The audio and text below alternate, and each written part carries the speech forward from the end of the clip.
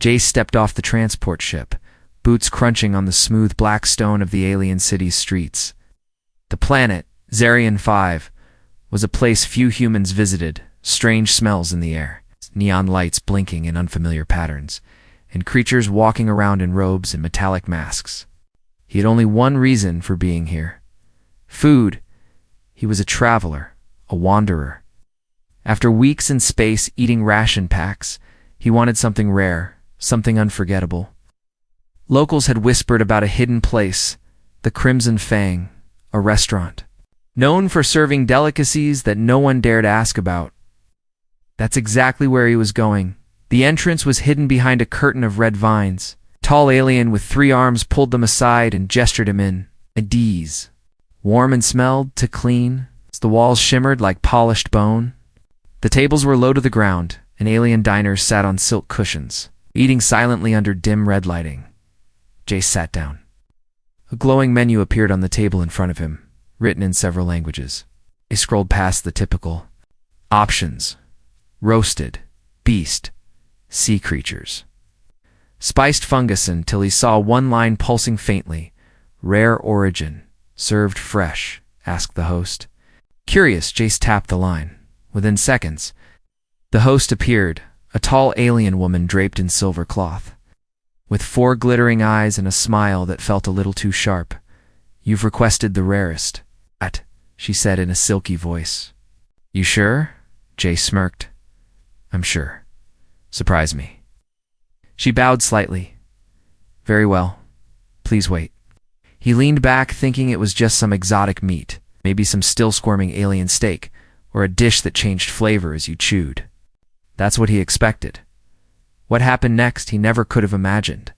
Suddenly the lights dimmed even more. A low drum beat began to play from hidden speakers. Diners turned their heads, watching as a curtain in the far wall pulled back. 2 tall guards entered, rolling a transparent pod. Inside was a girl. Not a dish, not a creature. A young alien girl. She looked humanoid, bare skin covered with soft, pale markings that shimmered in the light. Long silver hair curled around her shoulders, and her wrists and ankles were shackled with golden rings. From her wide, glowing eyes looked around the room. With terror, she was shaking. The pod stopped in front of Jace. He blinked, confused. What is this? The host smiled again. You asked for rare. She's untouched, unspoiled, fresh. Her voice lowered. Yours to taste however you wish. Whispers spread across the restaurant. A few aliens laughed. Others licked their lips. Jace stared at the girl. Her mouth opened slowly, and she whispered in broken basic, People, don't eat me. Time stopped. Jace felt like he had been punched in the gut. What kind of place was this? Was this real? He looked around, expecting someone to shout joke or trespass, but no. The guards stared at him coldly. The host smiled wider. The girl shrank deeper into the pod, wrapping her arms around herself. This is wrong, Jace said, standing. You ordered her, the host replied, her voice sharper now, refusing. A served meal is an insult here. She is bound to you now. You eat or you keep her, but you cannot return her. I didn't order a person, he snapped. The host tilted her head. On this planet, person is a flexible term, especially when she was bred for this. Do you wish to take her with you instead? That is acceptable, a living takeout. Jace looked at the girl again.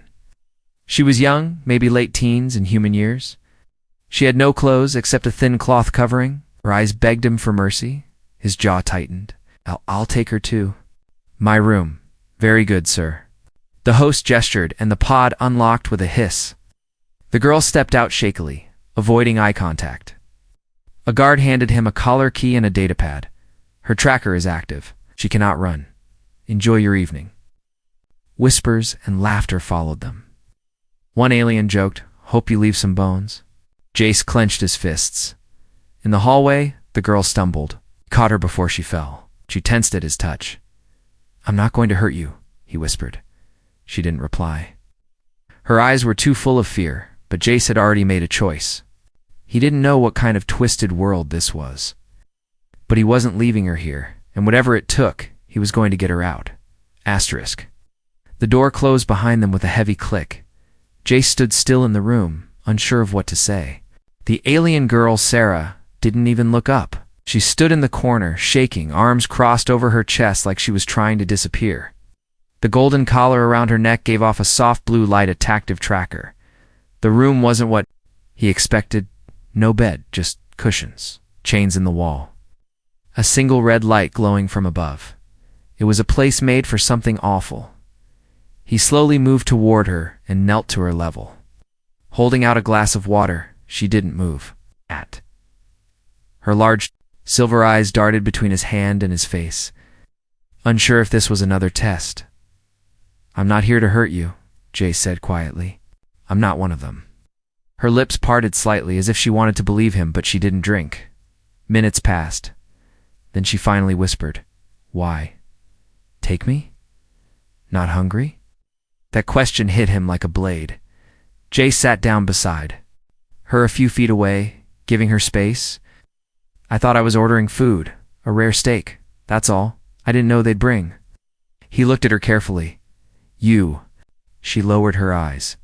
"I am the meat." "No," he said sharply. "You're a person." She gave a weak smile, one filled with pain. "Not here." Jace took a deep breath. His heart was pounding. This wasn't just a strange misunderstanding. Anymore, this was slavery. Worse than slavery. They were selling lives like meals. "How long have you been here?" he asked. Sarah hugged her knees. "I was born in the lower pens. My mother was meat too." Silence.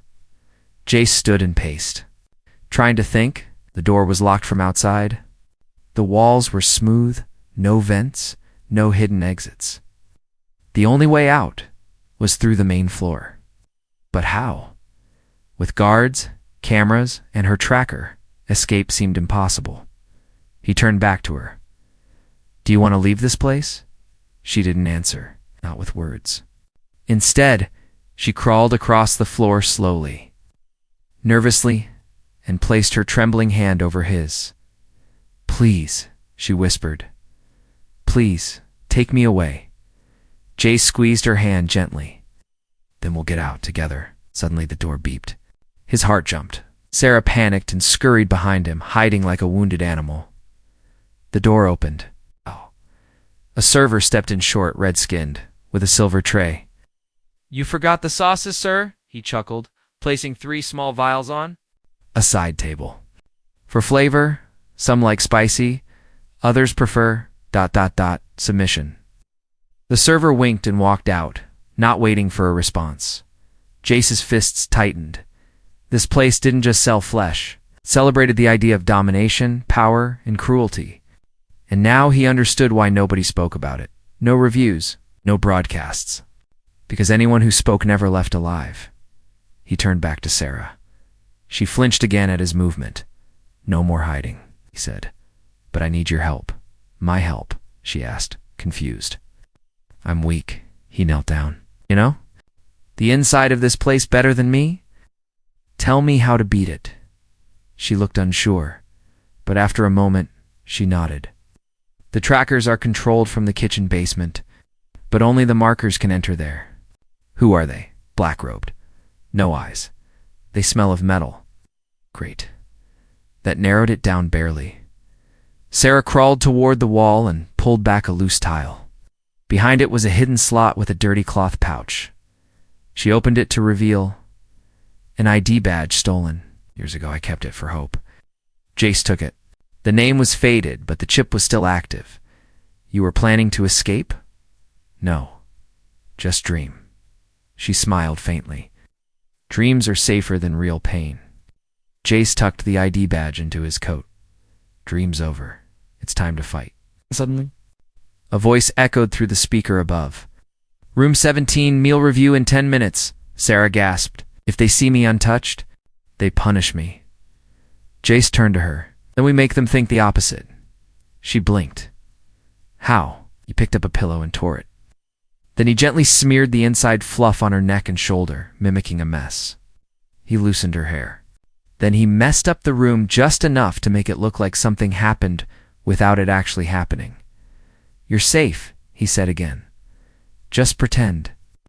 The door opened 10 minutes later. The same host stepped in, inspecting the scene. She smirked. Satisfied? Jace gave a forced grin. She was worth the wait. The host chuckled. "Good, your final payment will be taken at checkout. Until then, enjoy your property."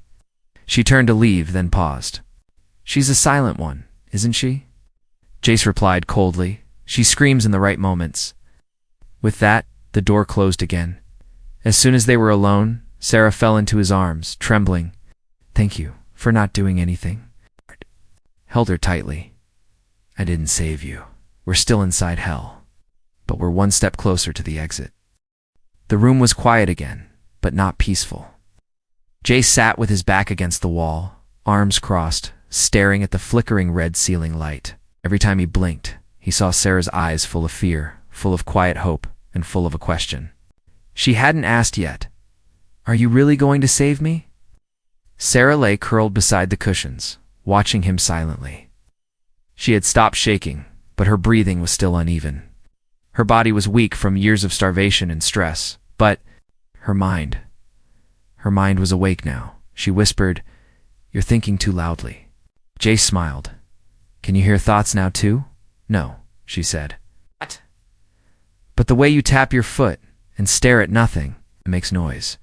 He chuckled softly, rubbing his temple. "Sorry, just ... thinking of a way out." Sarah sat up slowly. "You could leave. They won't stop you. You're a paying guest. Go, forget me." Turned sharply toward her.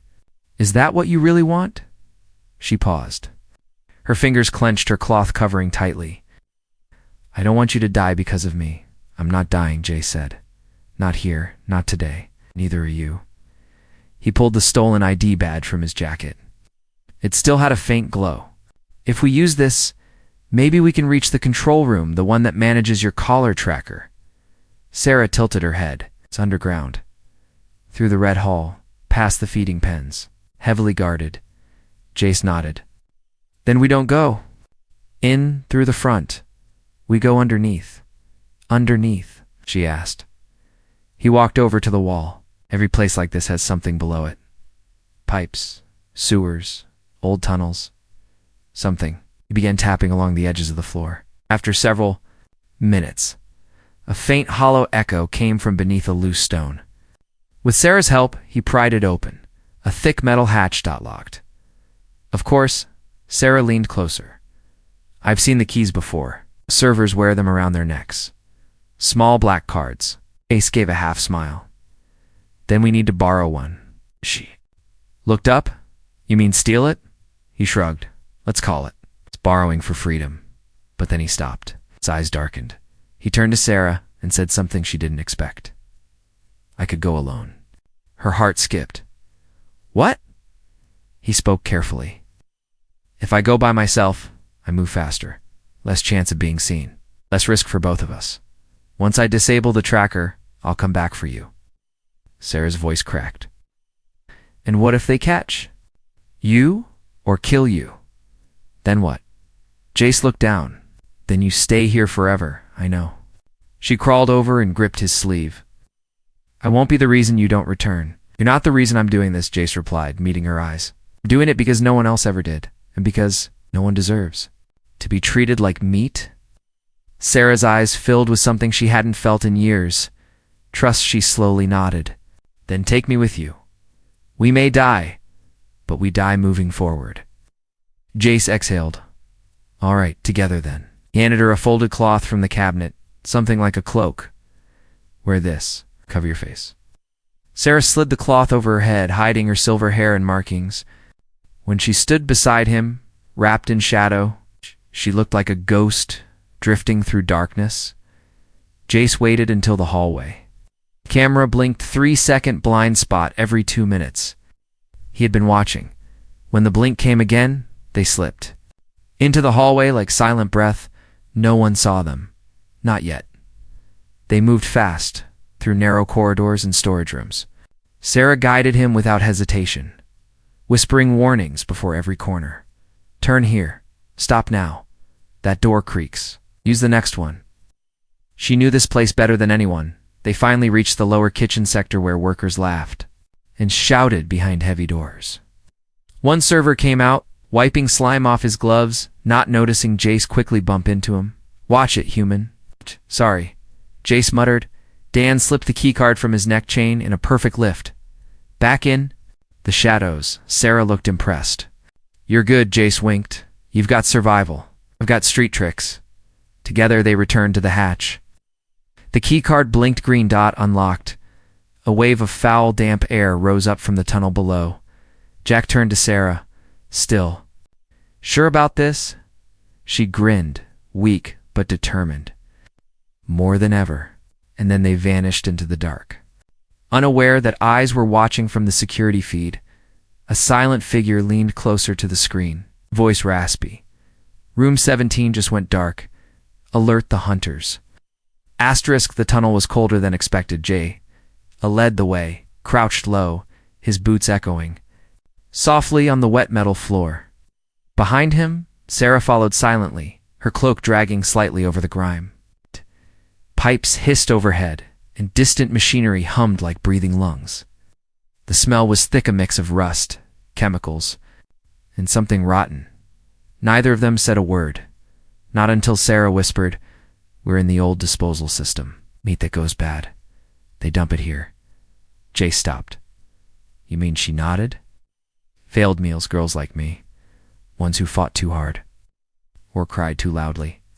Jace felt his stomach turn. He pressed forward, fists clenched. The tunnel turned into a wide chamber. At the center stood a rusted elevator with blood-colored lights. Sarah stepped back, trembling. "That goes to the pens." Jace turned to her. "The holding cells." Ow. "The meat farms, where we're grown." He froze. "You weren't born naturally?" Sarah looked away. "Some are taken, others are made. I was born to a girl who was already a dish. She died before she ever saw the sky." Jace stood in silence. He had seen war zones. He had watched planets burn. But nothing felt. As dark as this, he pressed the elevator button. They descended. The air got thicker. The walls were smooth and wet. When the doors opened, a scream echoed down the hallway, short and sharp, then cut off. Sarah didn't flinch. "That's normal." "Here." Jay stepped into the hallway, scanning the area. Surveillance orbs floated quietly in the corners, blinking slowly. But he noticed something strange. No alarms. No alert lights. Either the system was behind, or someone was waiting. They moved carefully. Each door they passed had a number and a window covered in frost. Jace peeked into one. Inside was a cage. A young alien boy, no older than 8, lay curled in straw. Shivering, another door showed 2 girls in chains, practicing dance moves while a loudspeaker barked instructions. "Training for presentation," Sarah whispered. "They train us to smile, to obey even when we bleed." Jace's jaw tightened. "Monsters." Sarah pulled his sleeve. "This way." Control rooms behind the inspection bay. They reached a heavy door with a control pad. Jace swiped the stolen ID badge. Access granted. The door opened with a groan. Inside, the room buzzed with monitors tracking collars, room feeds, breathing stats, and emotional readings. On the wall was a huge screen showing live footage of dozens of girls in clear storage pods, all labeled pending, reserved, expired. Jay rushed to the panel and typed, "Found your tracker code," he muttered. Disabling now as he worked, Sarah moved toward the screen. Her eyes widened. One pod caught her attention. She ran to the screen, pointing. "That one. Zoom in." Jace obeyed. The pod displayed a girl, hair matted, but familiar. Sarah gasped. "My sister. She's alive." Jace stopped working. "Your sister?" "They told me she was expired 2 years ago." "I believed them. ... But she's still in holding." Jay scanned the file. Status: breeding grade, special reserve, transfer delayed. Sarah was shaking with rage now. They were saving her. Like wine, the rage in Jace's chest exploded. No more. He slammed the override key. Tracker deactivated, but that triggered something else. Suddenly, the lights turned red. The monitors flashed a message. Unauthorized access detected, lockdown engaged, run, Sarah said. No time, Jace replied, eyes on the cameras. The hallways outside filled with tall figures in black robes. The markers. Sarah's voice trembled. They don't speak, they don't stop. They just take. Jace looked around and spotted a vent grate. In there, now. He ripped it open and helped her climb inside. Before following, he tossed a chair across the room, shattering a monitor just to make noise. Then he slid in behind her, sealing the grate. Seconds later, the door crashed open from inside the vent. Jace and Sarah watched. The markers entered tall, thin, faceless. Their skin was covered in metal tattoos that glowed faintly. One sniffed the air and tilted its head. It moved unnaturally, like a puppet without strings. Then turned away. They're moving, Jace whispered, but not fast. Don't chase, they surround, Sarah said grimly. Jace understood now. They weren't just guards or harvesters. He crawled forward beside her, heart racing. We're not safe anymore. We never were, she whispered. But now, we're no longer part of the menu. The air was dry and full of smoke as Jace and Sarah emerged from a broken vent behind the Crimson Fang's delivery area. Alarms still echoed through the walls. The red lights flashing behind them made everything look like it was on fire. But outside beyond, the alley was something Jace hadn't expected. A massive alien bazaar. Hundreds of stalls. Creatures of every kind. Noise. Lights. Music. Confusion. The perfect place to disappear. Sarah coughed and covered her nose. It's too open. It's exactly what we need, Jace replied, pulling his hood over his head. If we blend in, they'll have a harder time tracking us. But my scent. The markers can still smell me.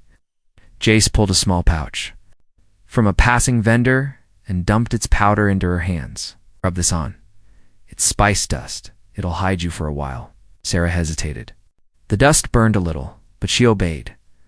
Just as they stepped into the crowd, a tall creature brushed past them. Behind it, two markers floated forward, scanning faces. Too fast. Too soon. Jace grabbed Sarah's hand and ducked behind a cart full of steaming alien meat. The vendor shouted something rude, but Jace tossed a few coins and pulled Sarah into the maze of stalls. They zigzagged through the madness. Sarah was breathing heavily, her energy fading fast. We can't keep running, she gasped. I need something. What do you need? Jace asked. She leaned against a wall. My body. It's failing. I was raised on nutrient fluid. I haven't had solid food in years. I need milk. Milk. Real milk. She nodded weakly. Jace scanned the area and spotted a creature selling white liquid in sealed flasks. He rushed over, grabbed one, forced more coins into the seller's hand than necessary. Sarah drank quickly and instantly her color improved. The glow returned to her eyes, but their moment of peace ended when a metal shriek echoed across. The bazaar, one of the markers, had spotted them. It screeched like tearing steel and pointed. Run. Jace yelled. They bolted into a tunnel of hanging fabrics and lanterns. The crowd parted as the markers gave chase, knocking over carts and smashing walls. Other shoppers screamed and scattered. Sarah tripped, but Jace caught her mid-fall. He threw his coat over her and charged forward, ducking into a herbalist tent. The old alien inside hissed. No hiding here unless you pay. I'll pay if you let us through the back, Jace said, throwing more credits. The herbalist smiled. This way, meat boy. The back of the tent opened into a narrow corridor that led to a rusty hatch. The herbalist kicked it open with a twisted foot and grinned. Down there, into the trash tunnels. They'll smell like you, but not find you. Jace helped Sarah down first, then followed. Closing the hatch just as a black-robed marker flew overhead, they crawled through the waste chute until it opened into a dry cisternhold. Cracked stone, dripping water and silence. Safe. For now. Sarah collapsed on the floor, breathing hard. Her hands trembled, but her eyes stayed fixed on him. You should have left me in the kitchen, Jace chuckled. If I had, I'd be stuck eating overpriced soup with alien guts. No thanks. She gave a small laugh, her first real laugh. But then she looked serious. They won't stop now, she said. Once marked as a runner, I'll be hunted forever. Not if we get off this planet. Her eyes widened. You have a ship? Kind of a scrap runner, hidden outside the city walls? It's not fast, but it flies. She looked down. Never even seen the sky. He reached over and gently touched her wrist. Then let's fix that. But just as hope began to flicker, a strange buzzing sound filled the cistern. A message device. Jace pulled it from his pocket. It was connected to the ID chip he'd stolen. A message had come through. You've taken from the Fang, you will return the property, or we will collect your bones. You have 12 hours. Sarah read the message and touched her throat. They still call me property. Not anymore, Jace said. She looked up suddenly serious. Then you'll need to help one more person. What? My sister. She's still inside. Jace blinked. Sarah, we barely made it out. No, but I can't live with freedom if she's still waiting in a pod, thinking no one is coming. He sat back, torn between logic and heart. Then he looked at her again. Tired, brave, real, and made his choice. Then we go back in, Jace said. But this time, we'll burn their whole system down. Asterisk, the air inside the cistern had grown. Colder. Sarah sat with her back against the cracked stone wall, her fingers tracing the dirt as if searching for strength. Across from her, Jace stared at the blinking message on the stolen ID badge again. 12 hours? Return the property or die? He exhaled sharply. They're not bluffing. Sarah didn't flinch. Then we don't give them a reason to collect. Anything, we destroy them first. Jace raised an eyebrow, spoken like someone who's done this before. I've planned it before, she replied, 1,000 times. While lying in that pod, staring at the inside of glass, he nodded. Then maybe it's time we stop planning and start breaking things. But first they needed help. Real help. Not a merchant or a street smuggler. They needed someone deep in the system. Someone who dealt in forbidden trades. Someone who didn't care about laws. Only Leverage Jack knew exactly who to find. An hour later, they were slipping through the ruins of a collapsed tech market. Behind a metal curtain and under a false floor was a name spoken only in fearful whispers.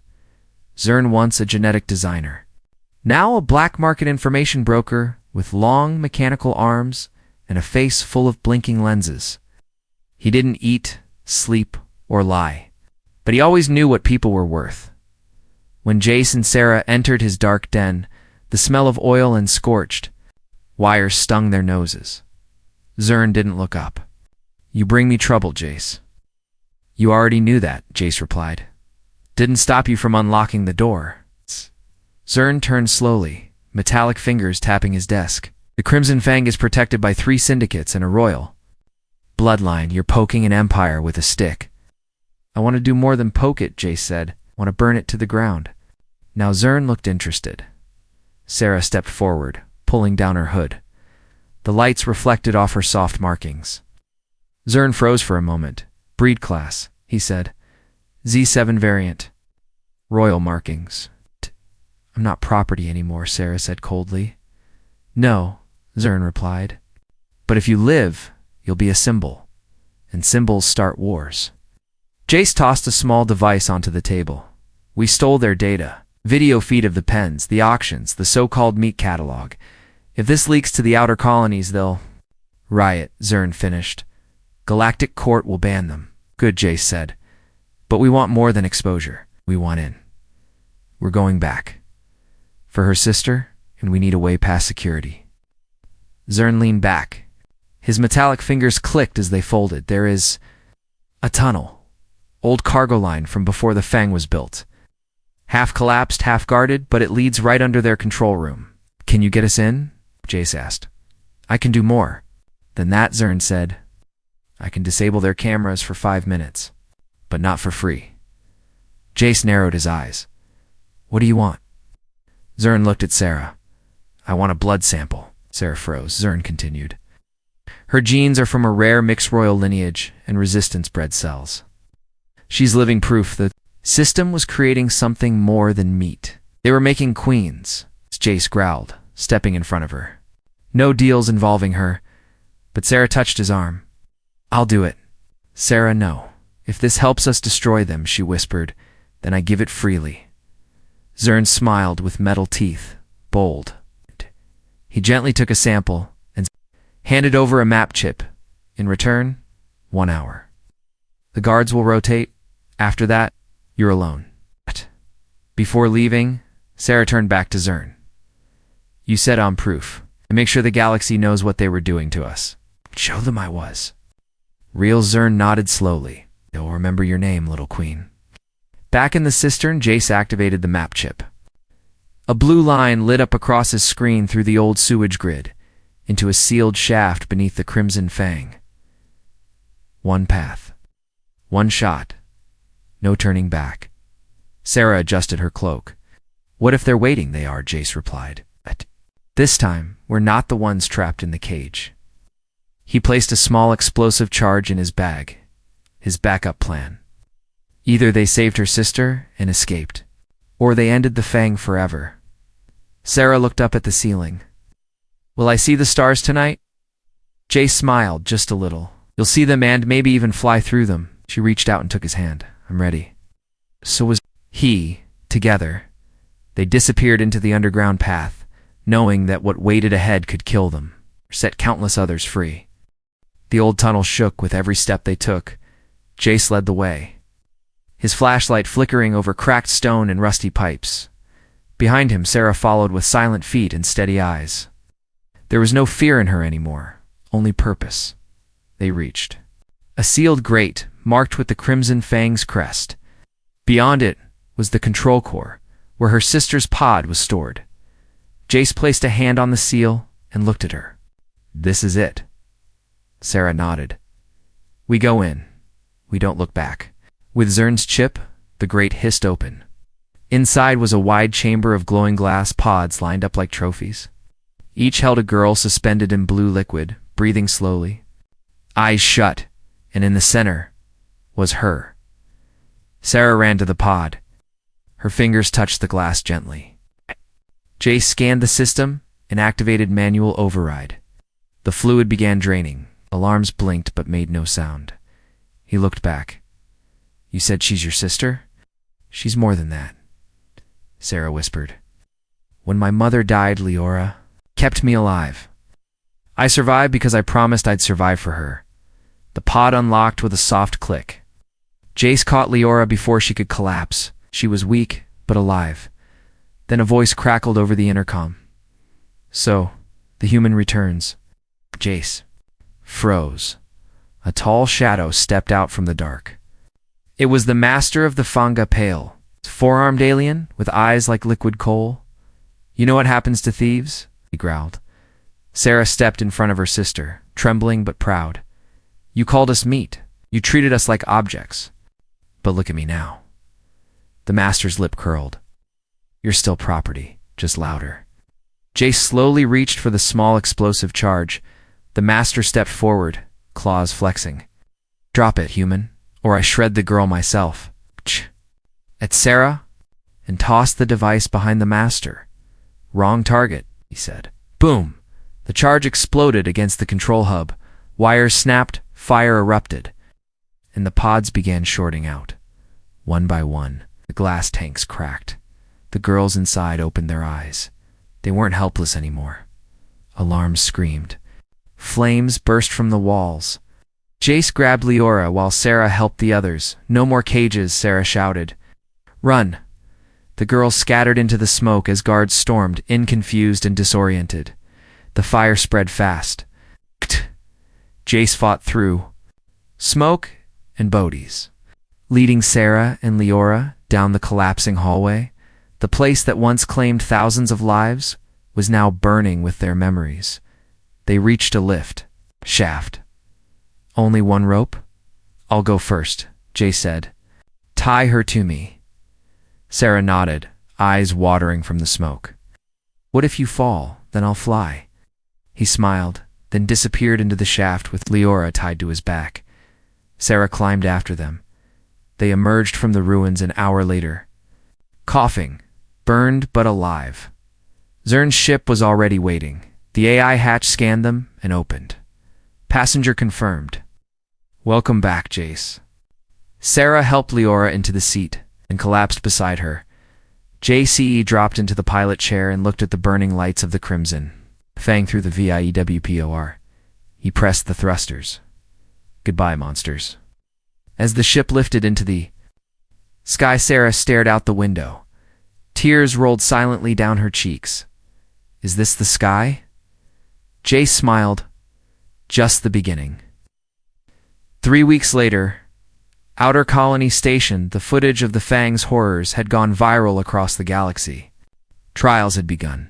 Entire governments were shaken. And Sarah. She stood on the balcony of a quiet recovery center, looking at the stars. She was no longer in chains. It's no longer someone's meal. She heard footsteps and turned. Jace stood there, holding 2 cups. Real tea? He said.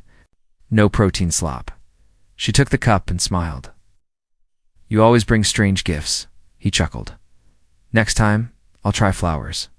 There was a quiet moment between them. Then she said softly, Why did you really take me from that pod? Jace looked into her eyes. I thought I was ordering a rare steak, but I found someone rarer than anything I've ever known. Her breath caught. And now? She asked. He stepped closer. Now I want you to know. I didn't save you out of pity. I stayed because I see who you are. Not meat, not property, but a fighter, a survivor. Maybe, he hesitated, someone I could spend the rest of my crazy life with. She placed her hand over his. Then maybe.